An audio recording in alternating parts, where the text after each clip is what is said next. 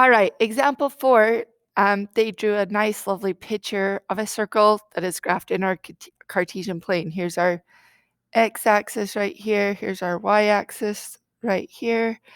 And they said the same thing. Tell me or write the equation of this circle.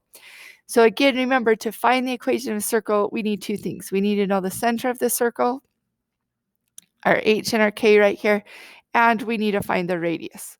So to get these two things, basically, you're just going to look at the picture. So to find our center, they will denote it. See how that nice, lovely dot appears right there? You've just got to get the coordinates to that. They just want the x and y values of that lovely center. So we're just starting at the origin. We're going to count. We go to the right, 1, 2, 3. So our x is a positive 3, and we're going to go down 2 units. Our y is a negative 2. So again, that's how we find our h and our k, and the radius is not much harder. You're just going to count. Okay, so we're going to go from the center. By the way, please either go straight, sideways, one way, sideways, or up and down is fine, but we're just going to count the units till we get to the edge of that circle right there. Radius, remember, is just from the center to the edge. So I go over 1, 2, 3, 4, 5. So my radius is equal to 5. Easy as that. Now we just plug it into our equation. Remember, our equation is x minus our h, so x minus 3 squared plus y minus k. K was negative 2, so when I subtract that, I'm going to add it, change it to an addition sign. That is equal to my radius squared. So do not forget to square this. 5 squared, or 5 times 5, is 25. And there's the equation of that lovely circle. All right.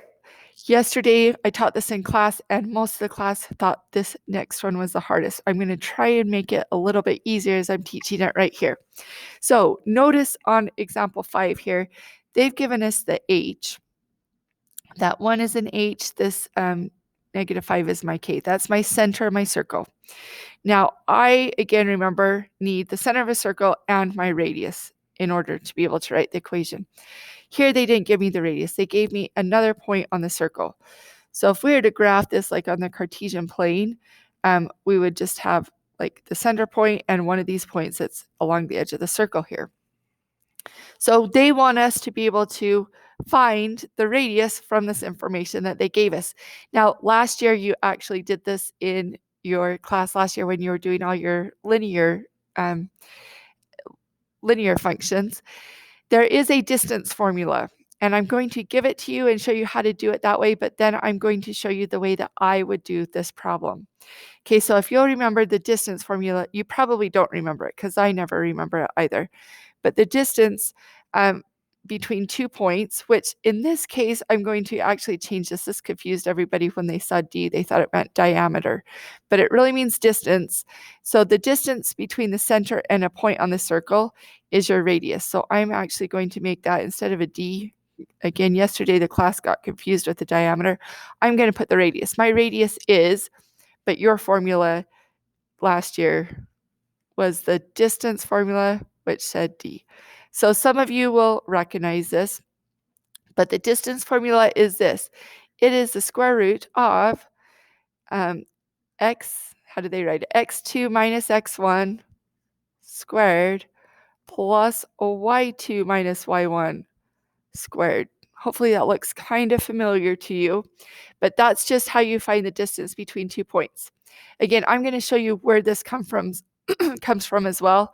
You'll notice these squares right here. This also actually comes from the Pythagorean theorem, and I'll show you an easy way to look at it, but let's just finish this really quick. So we're just going to, these are, remember when we have ordered pairs, let's do this red. These are x and y coordinates right there. So our first, the first one you come to is your x, then it's your y. You just get to choose. I always just say the first point I come to, we're going to call that point 1. Let's call this point 2. And then you just plug in your values. So this radius is equal to x2, that was this negative 7, subtract x1, which is 1, and I'm going to square that.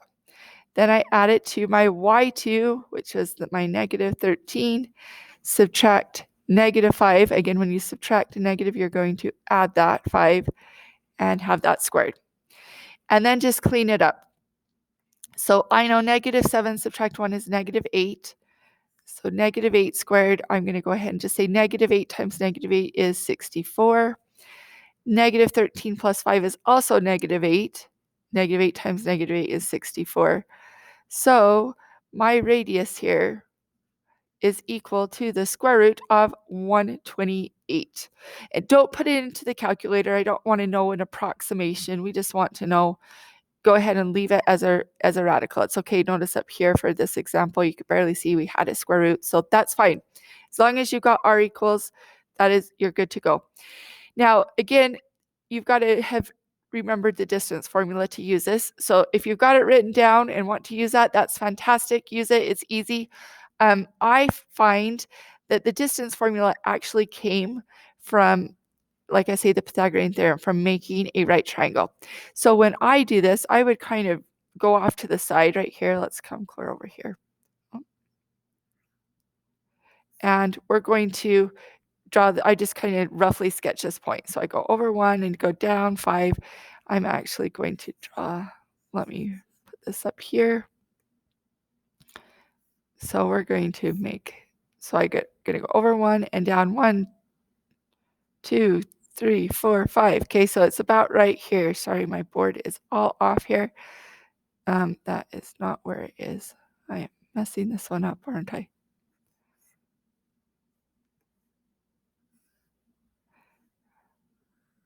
All right, so go over 1, down 5. It's about right here.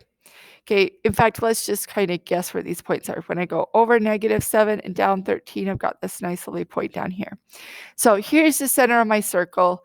Here's a point on the circle. If you kind of kept drawing it, you'd have a nice big circle that looked somewhat like this. But we need this radius. We need this distance between those 2 points. And again, we found that it's a square root of 128 using this formula. So if you'd like to do that, that's fine.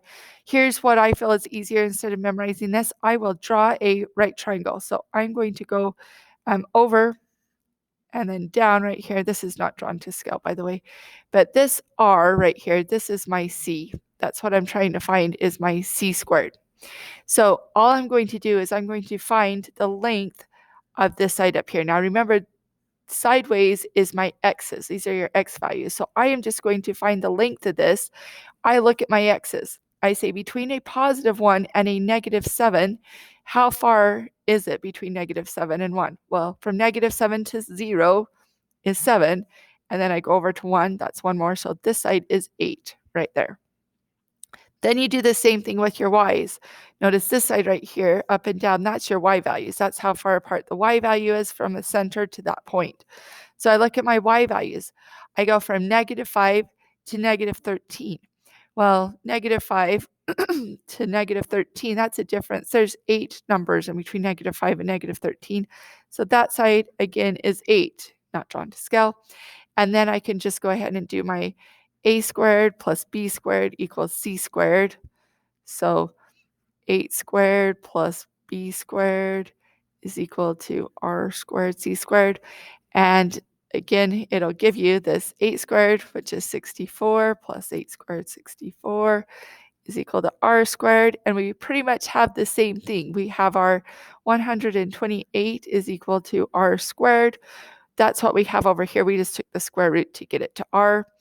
Since our formula actually uses r squared, you're welcome just to leave it like this. So if that's easier for you, do it that way. Just find your difference between your x's, square that, difference between your y's, square that, and it equals your radius squared. If that was too confusing, go ahead and just use your distance formula here. All right, so now we have, let's go ahead and put that down. Now we have our center, we have our radius. Easy to write the circle, the equation of a circle. So we just have our x minus our h squared. Oh, whoops, I know what h is, sorry. Got distracted, I had an alarm going off, but here we go. So x subtract 1 squared plus y subtract -5. So we're going to add the 5, square that, and that is equal to radius squared. The square root of 128 squared is just 128 right there.